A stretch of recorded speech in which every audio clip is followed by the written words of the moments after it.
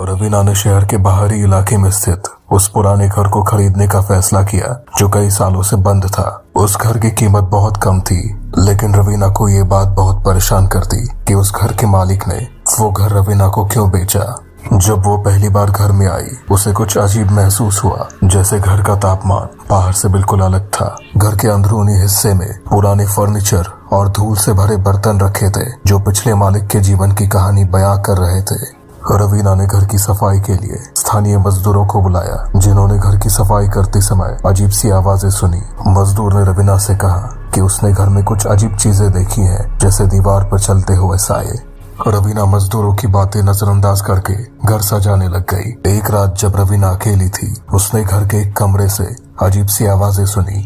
वो आवाज एक बच्चे की तरह लग रही थी जो रो रहा था। रवीना ने जब उस आवाज का पीछा किया, उसने एक पुरानी अलमारी के पीछे एक छोटा सा दरवाजा पाया। दरवाजा खोलने पर उसने एक छोटा सा तहखाना देखा, जिसमें पुराने कागज और कुछ तस्वीरें बिखरी पड़ी थी। उनमें एक परिवार की तस्वीरें थी जो बहुत खुश नजर आ रहा था, लेकिन एक तस्वीर में परिवार के सदस्यों के चेहरे पर एक अजीब सी मुस्कुराहट थी जो रवीना को डरा गई। रवीना ने तहखाने से बाहर निकलने का फैसला किया, लेकिन दरवाजा अपने आप बंद हो गया।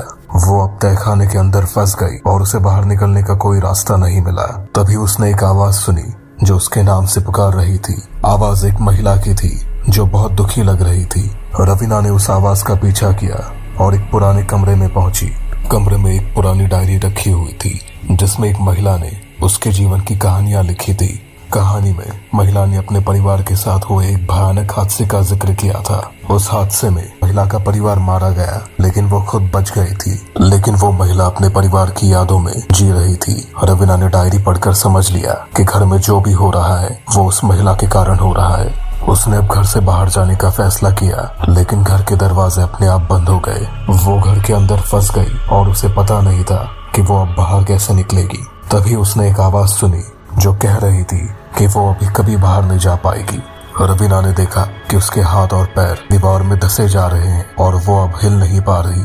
वो महिला अब उसके सामने आ गई, जिसके चेहरे पर एक अजीब सी मुस्कुराहट थी। रवीना ने देखा कि वो महिला उसके चेहरे को रवीना के चेहरे के साथ मिला रही थी और रवीना धीरे धीरे खुद को खोने लगी।